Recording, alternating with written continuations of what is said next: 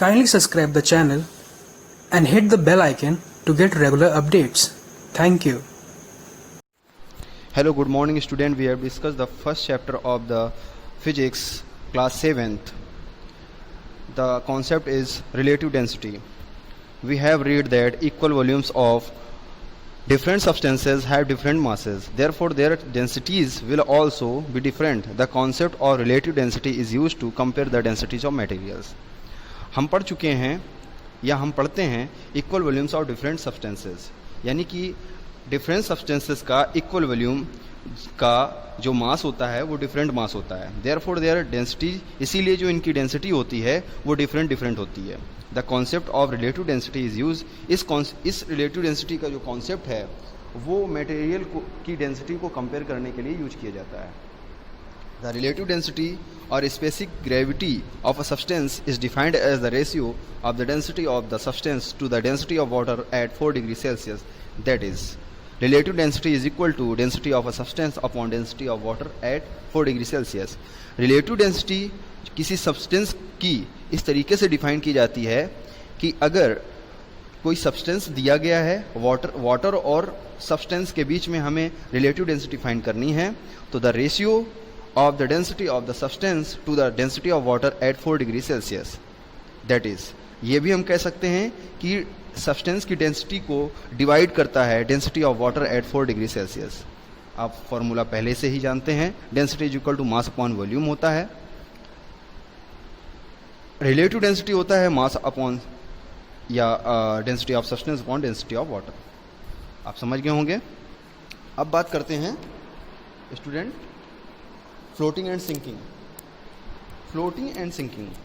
An object sinks in a liquid of less density than its own, otherwise it floats partially or wholly submerged. For example, a piece of glass of density 2.5 gram per centimeter cube. आप देख रहे होंगे 2.5 gram centimetre -3 लिखा है, उसको हम पर centimetre cube पढ़ेंगे, ग्राम पर centimetre cube. Sinks in water of density 1.0 ग्राम पर centimetre cube, but it floats in mercury of density 13.6 ग्राम पर centimetre cube. N iron nail sinks in water but an iron ship floats because it's average density is less than that of water. अब हम बात करेंगे floating की. कोई object है जिसकी density less है और वो पार्सली फ्लोट कर जाता है या होली सबमर्ज्ड हो जाता है. एग्जाम्पल के लिए, अगर किसी ग्लास का कोई टुकड़ा जिसकी डेंसिटी 2.5 ग्राम पर सेंटीमीटर क्यूब है जो कि वाटर में सिंक कर जाता है, जबकि वाटर की जो डेंसिटी है 1.0 ग्राम पर सेंटीमीटर क्यूब है, लेकिन it floats in mercury of density, लेकिन मर्करी में वह फ्लोट कर जाती है वही ग्लास का टुकड़ा, क्योंकि मर्करी की जो डेंसिटी है वो 13.6 ग्राम पर सेंटीमीटर क्यूब है. एंड आयरन नेल की बात करें तो वाटर में सिंक है, फिर भी वो फ्लोट कर जाती है. लेकिन यहीं पर अगर अब बात करें आयरन शिप की, floats because it's average density is less than the water, तो वो आपका फ्लोट करता है और वाटर की डेंसिटी जैसे वो फ्लोट करने लग जाता है. The more the density of fluid the easier is to float in the fluid. This is the reason that an iron nail floats in mercury but it sinks in water because the density of mercury is more than that of water. Similarly, it is easier to float in seawater than in fresh water because the density of seawater is more than that of fresh water due to the presence of dissolved salt in seawater. Iron nail किसी fresh water में sink कर जाती है, लेकिन अगर mercury में उसको हम फ्लोट करवाएं, मतलब उसको वाटर में सबमर्ज कराएं, तो वो फ्लोट करने लग जाती है, क्योंकि मरकरी की जो डेंसिटी होती है आयरन नेल के अकॉर्डिंग वो ज़्यादा होती, इस वजह से वो फ्लोट करने लग जाती है. अब यही बात करें हम शिप की, तो शिप जो है उसकी डेंसिटी कम होती है और वाटर की डेंसिटी ज़्यादा हो जाती है, इस वजह से शिप वहाँ पर फ्लोट करने लग जाता है. अब बात करते हैं हम फ्रेश वाटर और सी वाटर के बीच में. फ्रेश वाटर की जो डेंसिटी होती है वो कम होती है क्योंकि वो फ्रेश होता है. सी वाटर में डिजॉल्व्ड सॉल्ट मिला होता है जिसकी वजह से उसकी डेंसिटी ज़्यादा हो जाती है. तो आप लोग समझ गए होंगे फ्रेश वाटर और सी वाटर में डिफरेंस. तो फ्लोटिंग और सिंकिंग आपको समझ में आ गया कि फ्लोट कैसे होता है और सिंक कैसे होता है. कोई भी ऑब्जेक्ट फ्लोट जब होता है जब उसकी डेंसिटी वाटर से कम होगी, और कोई भी ऑब्जेक्ट सिंक जब होता है जब उसकी डेंसिटी उस वाटर से ज़्यादा होगी।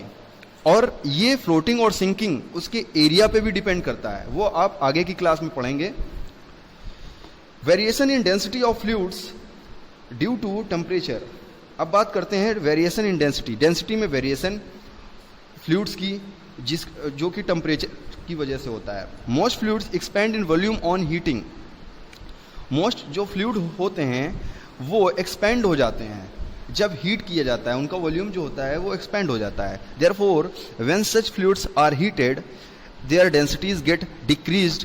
Water behaves differently. It contracts or takes up less volume when heated from 0 degrees Celsius to 4 degrees Celsius, and its density increases at 4 degrees Celsius. It has maximum density above 4 degrees Celsius. Water expands when heated and its density decreases. ज़्यादातर जो fluids होते हैं उनको heat करने पर उनकी जो volume होती है वो एक्सपेंड हो जाती है, यानी कि इंक्रीज हो जाती है। इसीलिए व्हेन सच फ्लूइड्स, जब किसी फ्लूइड्स को हम हीट करते हैं तो उनकी डेंसिटी जो होती है वो डिक्रीज होने लग जाती है। Water behaves differently. It contracts और टेक्स अप लेस वॉल्यूम, उसका लेस वॉल्यूम है।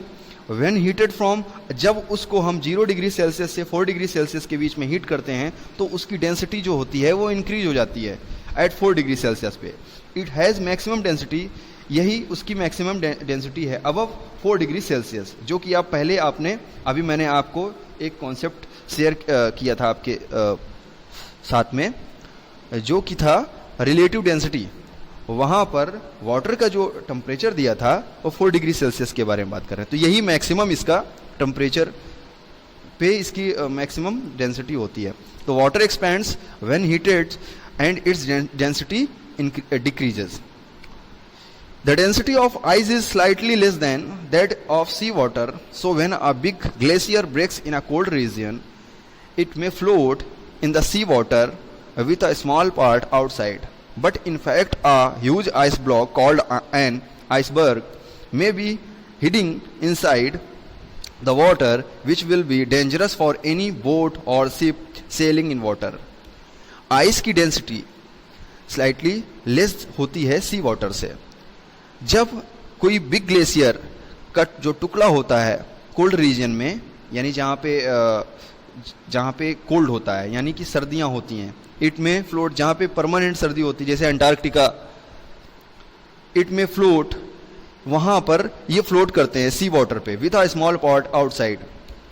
But in fact a huge ice block, लेकिन वास्तव में जो ह्यूज आइस ब्लॉक होते हैं उनको हम आइसबर्ग कहते हैं। May be heading inside the water which will be dangerous, जो कि बहुत ही डेंजरस होता है किसी बोट और शिप सेलिंग के लिए। अगर उनसे टकराया जाए तो दुर्घटनाग्रस्त हो सकते हैं। On the other hand most fluids contract on cooling. In such fluids the density of a solid is more than that of a liquid. Again water is an exception. Water expands when it cools from 4 degrees Celsius to 0 degrees Celsius. Therefore, its density decreases. Ice floats on water because it has less density than water. In general, lower density substances float in liquids of higher density. अगर हम दूसरी तरफ बात करें तो ज़्यादातर जो fluid होते हैं वो कॉन्ट्रैक्ट होते हैं कूलिंग पर। इन सच फ्लूइड्स, इन फ्लूइड्स में जिनकी सॉलिड की जो डेंसिटी होती है वो ज़्यादा होती है ऑफ अ लिक्विड से। दोबारा वाटर इज एक्सेप्शन, यानी ये अपवाद है। वाटर एक्सपेंड्स करता है जब इट कूल्स फ्रॉम, उसको कूल किया जाता है 4 डिग्री से वापस 0 डिग्री सेल्सियस तक। देयरफॉर इट्स डेंसिटी डिक्रीज, इसके लिए तब उसकी डेंसिटी डिक्रीज होती है।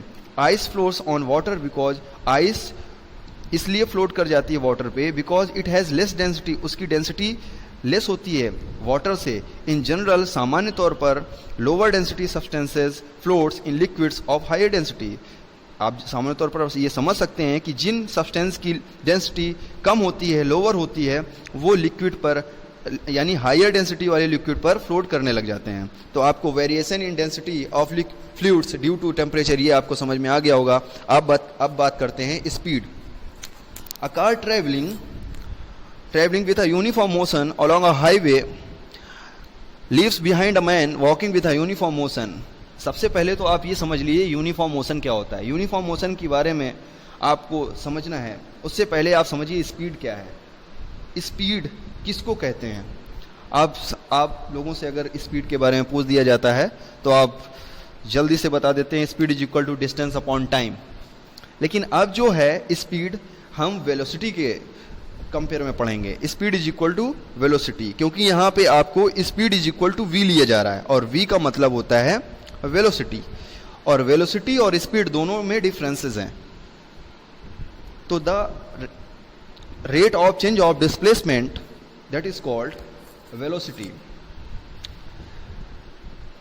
A car travelling with a uniform motion. Uniform motion का मतलब होता है कि कोई ऑब्जेक्ट जब एक स्ट्रेट पाथ पर चलता है और कुछ डिस्टेंस कवर करता है, उसको हम कहते हैं यूनिफॉर्म मोशन। यूनिफॉर्म मोशन में एक तथ्य और भी है, क्या? कि अगर कोई object equal time and equal distance को कवर करता है, equal time interval and equal distance interval, ये कंप्लीट करता है, उसको हम यूनिफॉर्म मोशन कहते हैं, यानी उस ऑब्जेक्ट द्वारा यूनिफॉर्म मोशन होता है। ठीक है, तो अब बात करते हैं यूनिफॉर्म स्पीड की। When a body covers equal distances in equal intervals of time, it is said to be moving with a uniform or constant speed। जब कोई बॉडी इक्वल डिस्टेंसेस कवर करती है इक्वल इंटरवल ऑफ टाइम में, तो उसको हम uniform या constant speed कहते हैं, जो कि अभी आपको मैंने यूनिफॉर्म मोशन समझाया। Uniform motion is equal to uniform speed आप कह सकते हैं। For example, if a body moves 10 metre, अगर कोई ऑब्जेक्ट 10 मीटर मूव करता है पर सेकेंड, यानी 1 सेकेंड में, तो वो मोशन है, यानी मोशन उसकी speed, then its speed is uniform, वो स्पीड आपकी यूनिफॉर्म होगी। वेरिएबल स्पीड के बारे में बात कर लेते हैं। When a body covers unequal distances in equal intervals of time, यानी कोई ऑब्जेक्ट अनइक्वल डिस्टेंस कवर करता है इक्वल टाइम इंटरवल में, उसको हम वेरिएबल स्पीड कहते हैं। In such a case average speed is calculated. Example of variable speed non uniform motion, or car covers unequal distance in equal intervals of time. For example, if a body covers 10 meter, 2 meter, 12 meter and 4 meter in each second of motion as shown figure 1.22, then its speed is non-uniform. अब units of speed, speed की general सामान्य तौर पर जो unit होती है metre पर second होती है। सो स्टूडेंट, आपको ये चैप्टर समझ में आया होगा। नेक्स्ट चैप्टर की बात नेक्स्ट चैप्टर में करेंगे। तब तक के लिए goodbye and best of luck.